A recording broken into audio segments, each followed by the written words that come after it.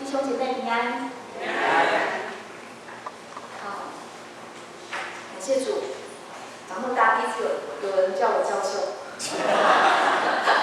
好，希望我能像教授一样表达的清楚。我今天要介绍的主题是创始成终的神。我们都相信，圣经是人类历史上最伟大的一本书。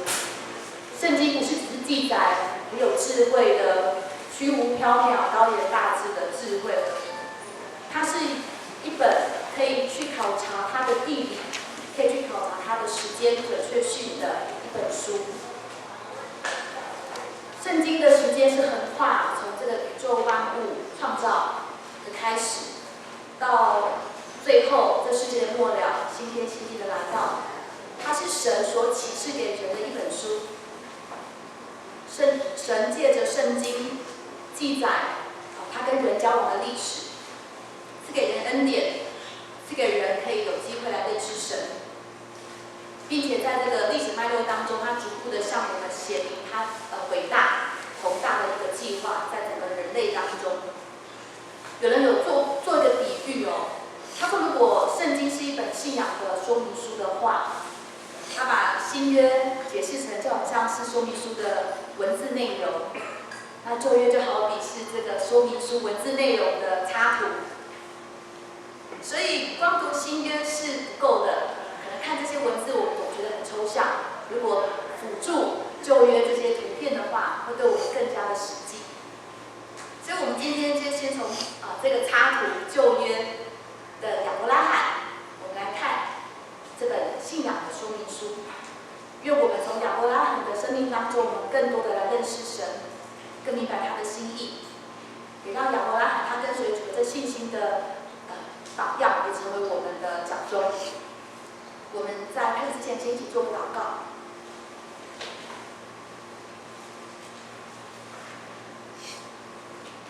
恩主，我们众人来到你的面前，我们仰望你的话语，照明我们心中。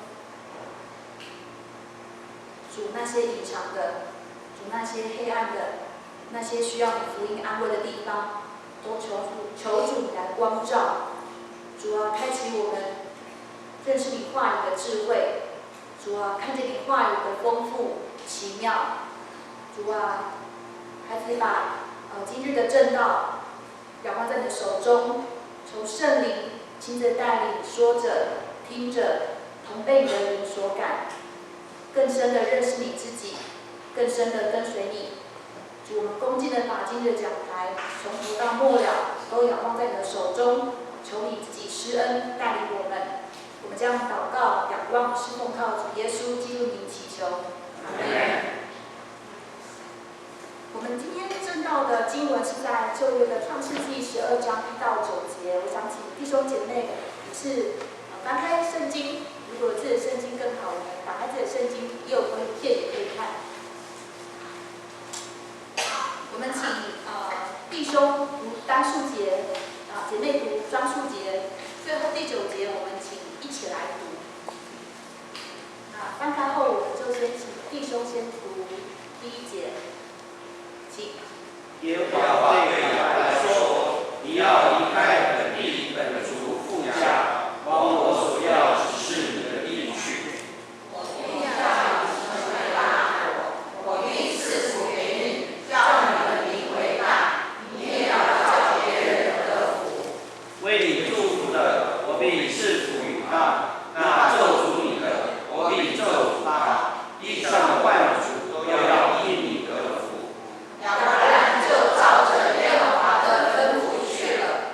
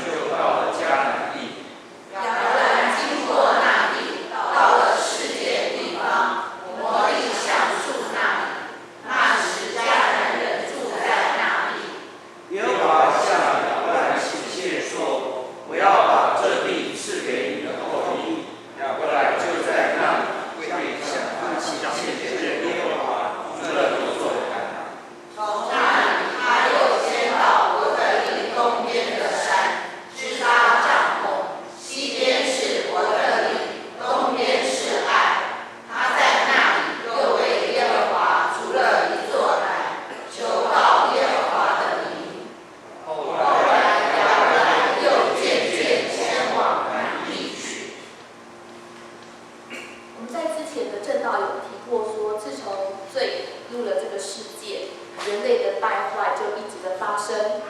不管是在前面有说到的，上帝用洪水来毁灭这个世界，或者是在11章巴别塔，这个人要自己立自己的名为大，要筑塔、筑城。不管这些事件继续的发生，人还是一样的执迷不悔，即便神的审判的介入。在前面这边讲到说，洪水过了之后，不知道多久的时间，神拣选一个人，闪的后裔，又拣选闪的后裔当中的其中一人亚伯兰，成为他一个祝福的一个管道。那上帝为什么要拣选亚伯兰呢？其实圣经里面并没有很明确的说到神为什么拣选他，我们只能凭着信心相信这个有全然智慧、全然慈爱的神有他自己的美意，有他自己的主权。因为神说他要拣选谁就拣选谁，他要怜悯谁就怜悯谁。我们来看亚伯拉罕的家谱，在前面的11章是一个引言，有讲到说，第26节有提到说。他拉活到了70岁，他生了3个孩子，3个儿子，就是亚伯兰、拿赫跟哈兰。接下来又讲到说哈兰他生了罗德，也提到了亚伯兰的妻是跟他同父异母的妹妹撒来。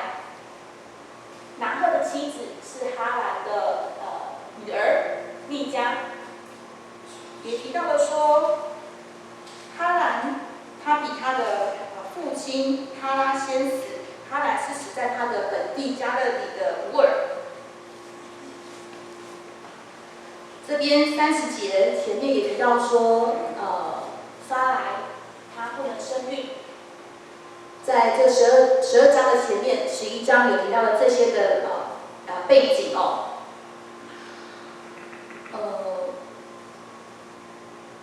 我们知道说，我们再往下看地图，亚伯兰，请放下一张。亚伯兰他的本地是在这个米索波大米的这个地方，乌尔。那圣经说到说，他带着他3个儿子来到了哈兰的地方就停了，并没有说明他为什么停在这个地方。那12章一开始，耶和华向亚伯兰起誓，呼召他出了离开哈兰，到了迦南地这个地方，从我们刚刚提到的事件。到了伯特利跟爱的中间，再往南地第9节，是大概这个位置。乌尔、哈兰，再往迦南这块地方走。那为什么他拉会带着他的儿子亚伯兰，也带着他的媳妇撒来，还有他的孙子罗德出了乌尔，要往迦南地去，并没有很清楚的说到。但是圣经这边很清楚告诉我们，当亚伯兰还没有住到哈兰的时候，上帝已经向他显明，叫他离开乌尔。在这个记载在《使徒行传》的第7节，所以有人说亚伯兰在乌尔的呼召是第一次的呼召。那他在哈兰的这个，就是现在第12章这个是第2次的呼召。有些学者是这样子说的哦。这是亚伯兰他踏出信心的第一步，也是他展开异乡生涯的一个起点。我们来研究亚伯兰他的家庭背景，可能就会觉得，神这个呼召是蛮特别的。怎么说呢？因为我们从亚伯兰的几个面向来看哦，都觉得神怎么会呼召亚伯兰呢？第一个，我们从亚伯兰他的家庭背景来看，我们可能以为他从闪的后裔，神所祝福的这个族群所出来的，应该是一个敬虔爱主、至于我和我家都侍奉耶和华的一个家族哦。可是并不是哦，在约书亚记的24章第2节很清楚的记载到一句话：亚伯拉罕和拿鹤的父亲，他住在大河那边，大河就是指这条河，就是幼发拉底河，就是伯拉大河的这边，就是指摩尔这个地方是侍奉别神，很清楚的说到他，也就是亚伯拉罕的父亲。他是侍奉别神，所以他是个异教徒，他并不是单一的侍奉耶和华。所以亚伯兰他的出生背景，他的父亲是一个拜偶像的一个背景。那按照亚伯兰的年纪，在前面有讲到说，他是活到70岁才生亚伯兰、拿鹤跟哈兰。那当亚伯兰他离开本地本族父家的时候，在12章的第4节有讲到说，亚伯兰他是75岁，他的父亲他生亚伯兰是70岁，那亚伯兰他离开本地本族父家的时候是75岁，所以考考大家，亚伯兰他出去的时候，他的父亲他拉是几岁呢？145哦，大家数学都非常好。如果亚伯兰他拉是70岁生亚伯兰的话，当然这有些学者一些争议。假设是70岁生亚伯兰的话，那他拉的确是70加75岁，145岁。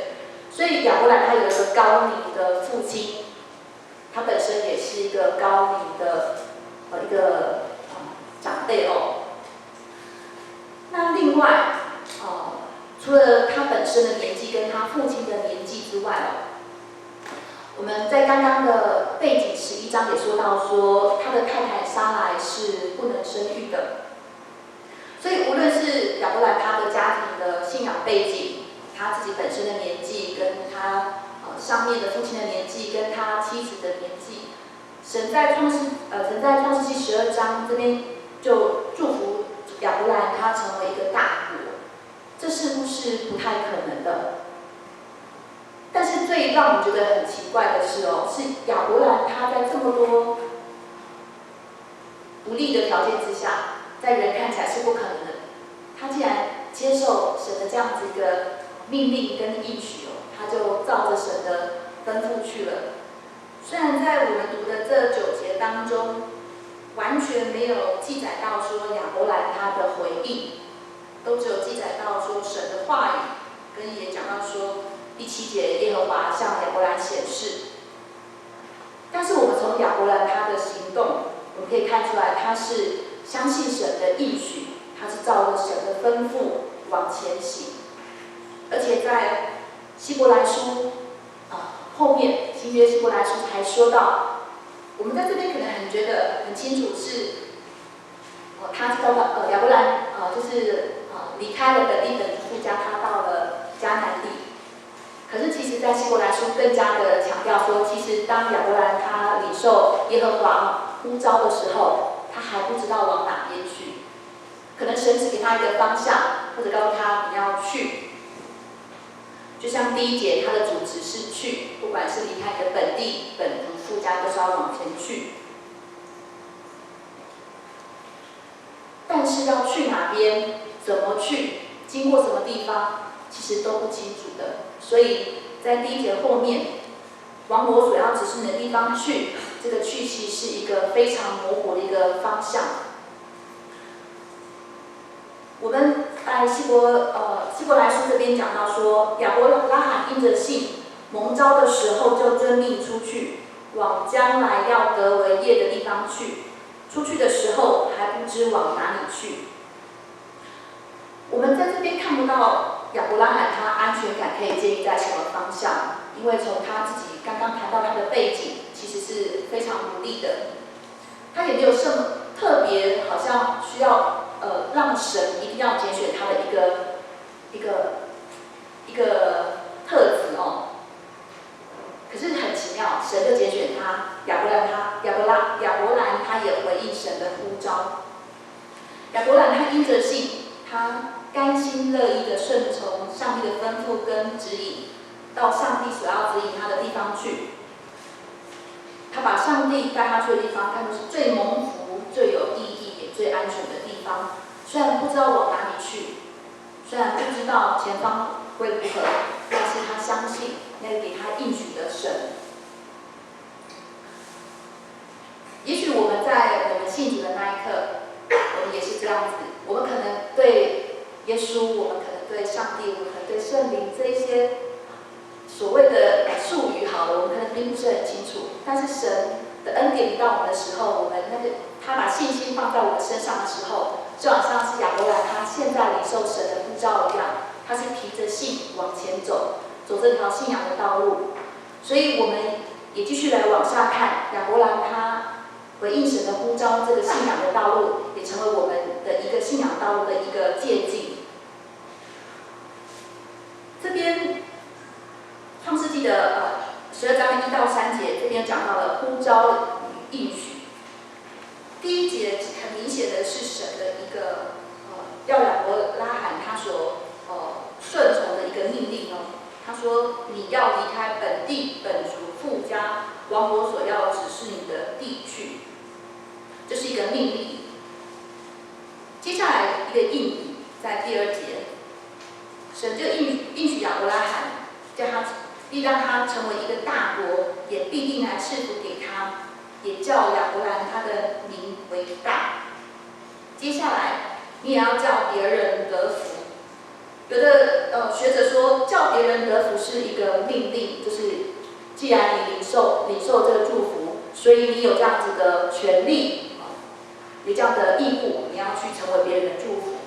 但另外有一个学者是说，这也是一个神的这个应许，就是既然你福气临到你身上，所以必然你会把这个福气临到别人身上，你必然会叫别人得福。所以有应许的一个意味，另外一个说法就是有一个命令的这样子一个意味哦。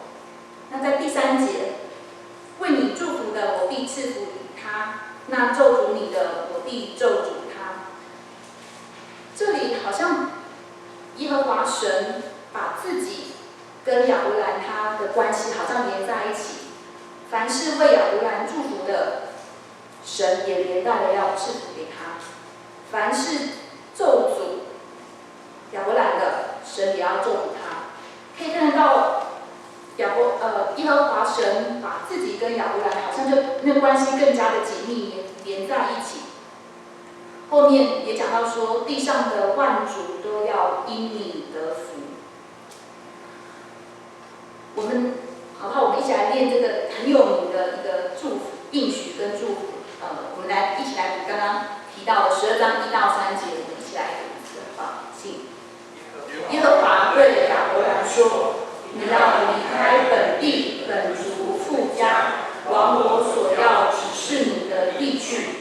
我必叫你成为大国，我必赐福给你，叫你的名为大。你也要叫别人得福。为你祝福的，我必赐福于他；那咒诅你的，我必咒诅他。地上的万族都要因你得福。”我们来看到第1节，本地本族父家，这其实是一个从远到近的一个关系。本地是指他所在的一个国家一个土地，本族就是他的亲族，父家就是他的父亲的这个就是父家父亲的家庭这样子。所以可以看到这个距离是从远到近，好像那个去是越来越强烈，越来越迫在眉梢。所以我们继续的往下看。在往下看之前，我想先请大家来看看，我刚刚说第1节的这个动词是去哦，大家有没有发现到，在接下来的4到9节有哪些节也有去的动作呢？亚伯兰的去，大家来找看看。第4节大家看到吗？耶和华吩咐去了。第5节这边有看到，都带往迦南地去。到了第9节也是有一个去。很有趣哦。神吩咐亚伯兰去，接下来所描述的亚伯兰的这个动作有很多的去，好像神吩咐亚伯兰，亚伯兰就马上的就这样子行动。我们接下来来看第二段，亚伯兰他回应上帝的呼召。下一个同学，谢谢。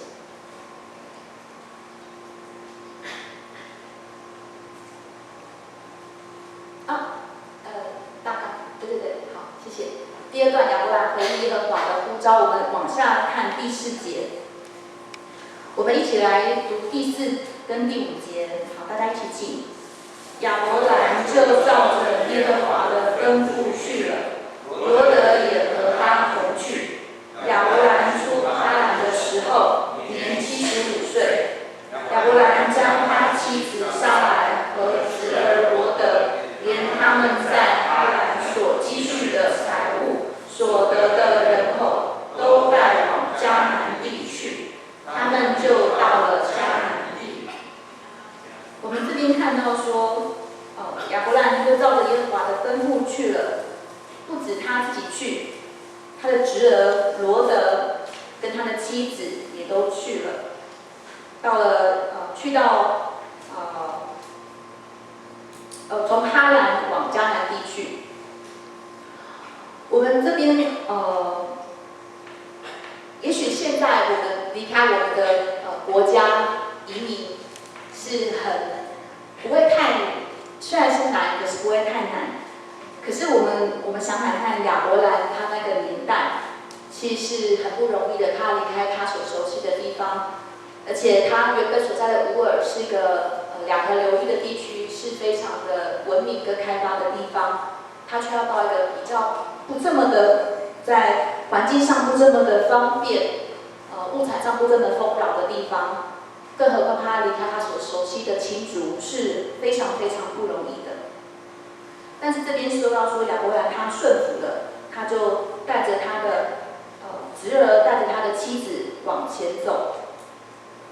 但是这边要请大家停下来要留意的是，亚伯兰他虽然好像回应了神的这个命令，但是他是不是100%的回应呢？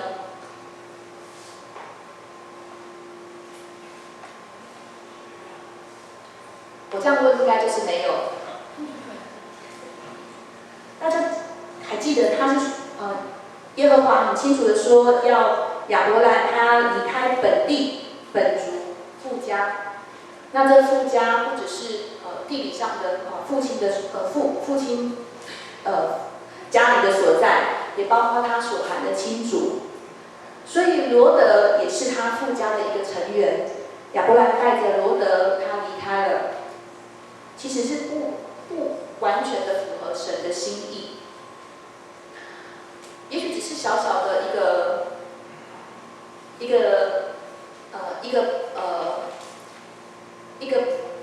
不完全的顺服，可是却带来了往后后患很大。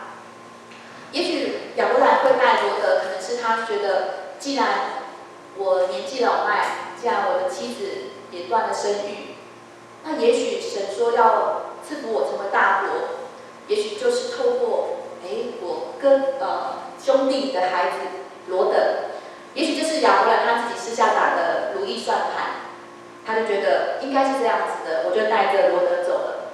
可是他因着他这样子自己的一个筹算，并没有100%听神的这个命令，他种下了后患。我们从后面描述后面的章节，我们可以很清楚的知道说，亚伯兰他带着罗得，因着他们后来所积蓄的财物很多，他们就必须要分家。那罗得他就迁到了罪恶累累的一个地方，就是所多玛城。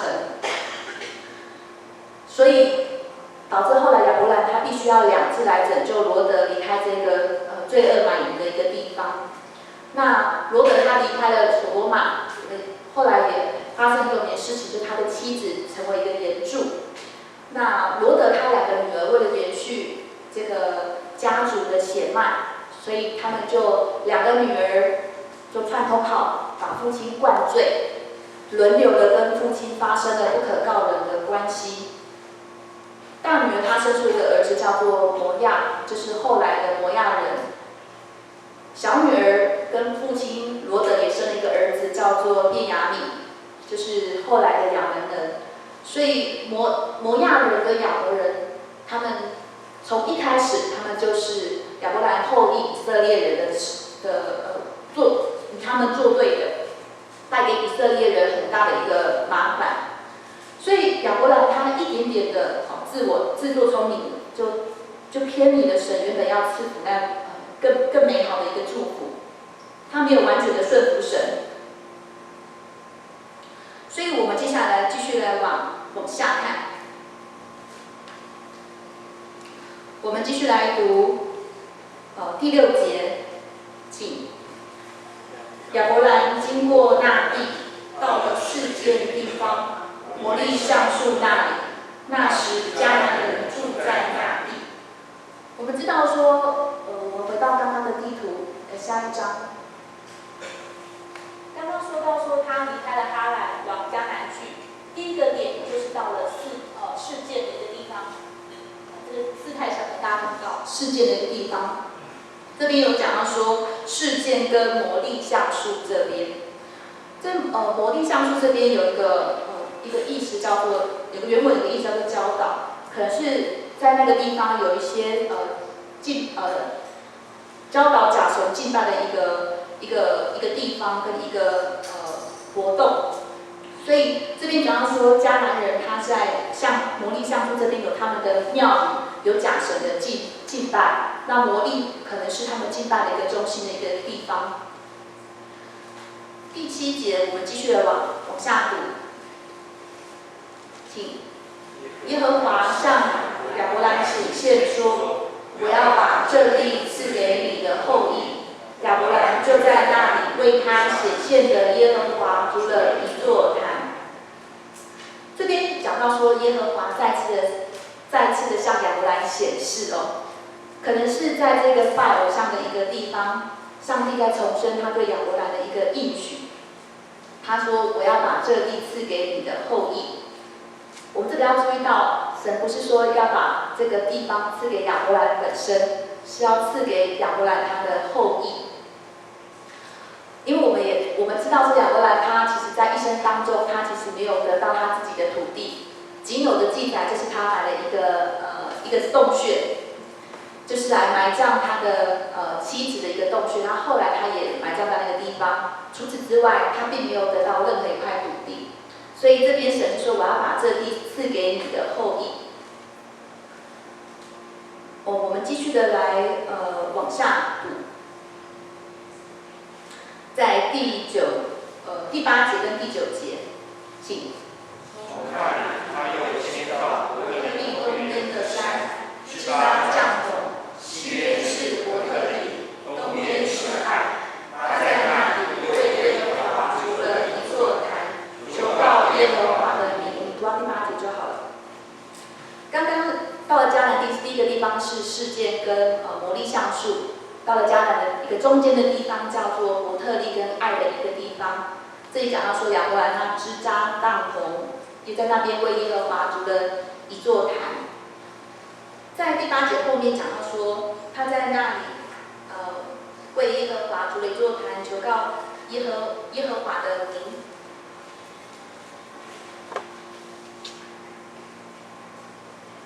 前面迁到伯特利东边的山，支搭帐篷。这个迁呢，原本就有一个帐篷打起来跟打根基建营地的那个家里的这个意味在可以看得出来，亚伯兰他从到迦南地的过程当中，他一直是一个寄居在帐篷的一个状态当中。而且从刚刚我们看到的第7节，耶和华向亚伯兰显现，他就在那边为耶和华筑了一座坛。到了这边伯特利跟爱的这个地方，他也为耶和华筑了一座坛。我们知道说，这个烛坛是有向神献上感谢、献上祷告、献上敬拜的一个地方。所以大家不知道还记不记得，圣经当中在前面几章最早记载到人向耶和华烛坛的地方是在哪一个人物呢？烛坛向耶和华献祭。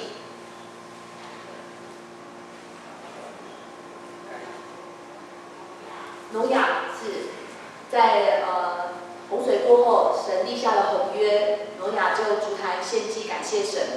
所以亚伯兰这边的献祭有向神献上感谢这个意味，感谢神带领他平安的来到了迦南，感谢神应许要赐给这地，给他的后裔。另外呢，烛坛也是对抗一个当时的迦南的一个文化。我们知道当时迦南是拜外邦神的。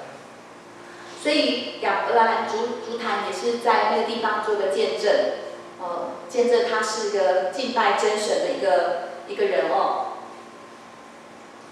我们接下来看最后一节第9节，我们一起来读，请。后来亚伯兰又渐渐迁往南地去。这边很有趣的哦，他这边讲到，继续讲到迁，表示说亚伯兰他还是一个支搭帐篷的一个状态，一个寄居的一个客旅的状态，也讲到一个词叫做渐渐的，好像是亚伯兰他是慢慢的，在这个过程当中往南地去。在前面我们有讲到说有两个地方都讲到了烛坛，可是，在第9节最后一节这地方却不再讲到说亚伯兰似乎有祭坛向神献上感恩、向神献上祷告这样子一个行动。紧接着在第10节之后就讲到说亚伯兰因为到了这个地方南地，就遭遇了饥荒，而且饥荒非常的大，迫使他必须要下到埃及去。我们知道埃及因为有一个很有名的河尼罗河，当那个河水泛滥的时候，这个土地就非常的肥沃，可以可以滋长很多的粮食产物，所以那个地方是一个土地肥厚的一个地方。所以亚伯兰往埃及去，是因为要解决他在南地所遇到的困难。这里似乎在暗示说，亚伯兰在第9节因着没有烛坛求告神的这样的心意，神是应许亚伯兰要留在迦南地，并没有让他继续往埃及去。那这个地方是不是因着又像是之前他自己带着罗德所导致的一些必须要自食后果的情形呢？我们从刚刚从12章的1到9节，短短的这9节当中，我们可以看到所谓的信心之父亚伯兰。从新约，不管是在加拉太书或者希伯来书，我们可以看到说，很崇尚亚伯兰他的信心，所以有个信心之父这样子的美称在亚伯拉罕当中。可是他真的是完全的在信心上都没有失败吗？我们从刚刚的这样子逐节的分析当中，他的确是有信心很强大的时候，但是他也有信心软弱跟靠着自己的意识，并没有完全的遵守神的意识。也许我不知道大家读到这边会不会觉得太好了，松口气。原来我们所谓的信心之父，他不是一直的100%很纯的信心没有问题的。亚伯兰他在75岁的时候，他蒙上帝的呼召，让他离开哈兰往迦南去。上帝要祝福他，让他成为多人的祝福。他相信必顺服神，但是他也在很多地方他软弱了，他依着自己的意识，不是依着神的意识。也许亚伯兰的他的一个表现，这个模式可以成为我们一个信心的一个榜样，一个模式。但是最重要的是，其实我们要看的是上帝的恩典跟上帝的怜悯，才是为我们的信心打下根基最重要的。因着亚伯兰他在信心上是软弱的，是有软弱的，是不完全的，就好像是我们在走信仰的道路当中，我们的确也有信心软弱的地方，我们甚至会有跌倒的地方，我们甚至会赖在一个地方，我们不想起来，我们也是这样子的。但是感谢主，他是让信心创始成终的神。我想，下一张，有一个小孩子他在放风筝，那一天风非常非常的大，那风筝就渐渐的往上飘，越飘越高，越飘越高，飘到了肉眼都看不到的一个高度，转眼间就不见了。所以一个经过的路人就问这个小孩子说：“哎，你手上抓了一个线圈在做什么？”放风筝啊。小孩子说：“放风筝，可是风筝在哪里？根本看不到啊，在天上，什么都看不到，你怎么知道风筝是在天上？”这孩子就很聪明，他就马上把手上的线圈给这个路人。你感觉看看，你有没有觉得这个线圈是紧的？而且你甚至可以从这个线圈这个紧的这个部位哦，你可以预测到现在的风筝是往哪个方向飘。我们走信心的道路有时候也是这样子，虽然我们肉眼看不到，但是我们知道神都在。神是肉眼看不到，但是要凭着信心的眼睛与他相交的一个神。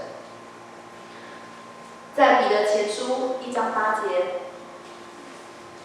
这边讲到说，你们虽然没有见过他，却是爱他；如今虽不得看见，却因信他，就有说不出来满有荣光的大喜乐。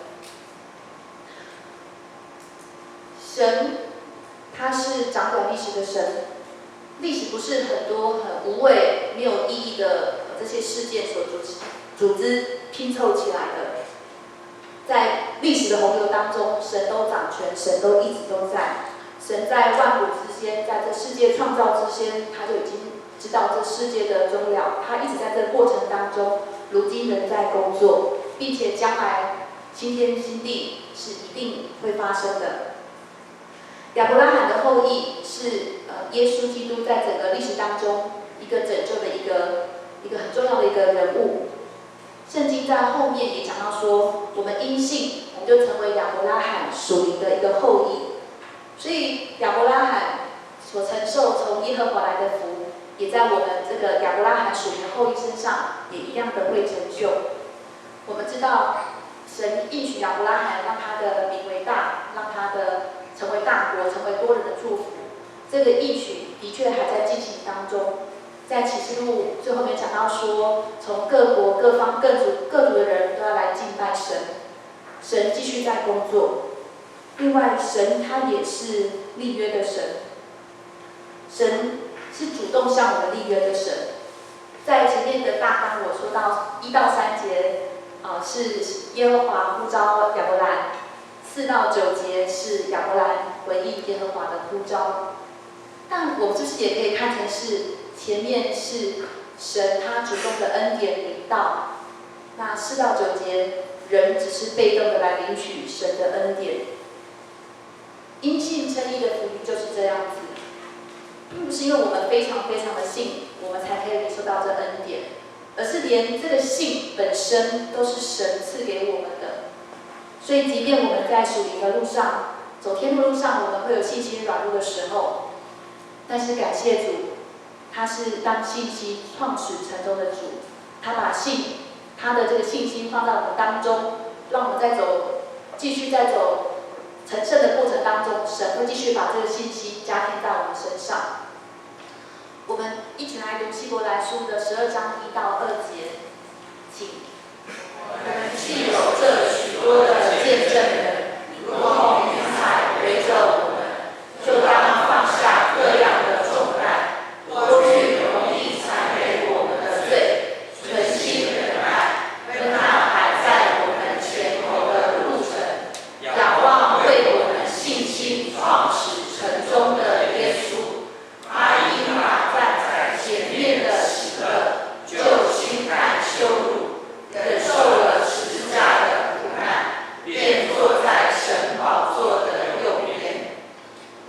在座的这么多个弟兄姐妹，我们每个人面对生命当中的困难都不太一样。也许现在我们是个天色常蓝的一个状态，我们没有太大的愁云烦恼。那也许现在面对人生很大的打击，但是感谢主，他说他是让我们信心创始成终的神。在我们软弱的时候，我们人就可以依靠神，向他祷告，愿他加给我们信心，来走我们人生当中有时候不好走的道路。我们一起安静在神面前，几秒钟，后来最后我来做结束祷告。你可以自己向神祷告。